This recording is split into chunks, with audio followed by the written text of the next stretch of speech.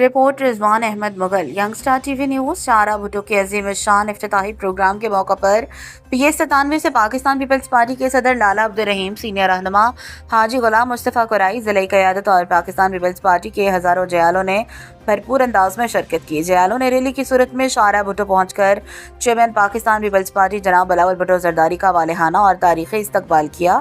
اس موقع پر کارکنوں کا جوش و خروش دیدنی تھا، ہر طرف جیے بھٹو کے نعروں کی گونج سنائی دے رہی تھی۔ کارکنان نے اس عزم کا اظہار کیا، پاکستان پیپلز پارٹی ہی عوام کی حقیقی نمائندہ جماعت ہے جو ملک کی ترقی، خوشحالی اور عوامی خدمت کے لیے دن رات کوشاں ہے۔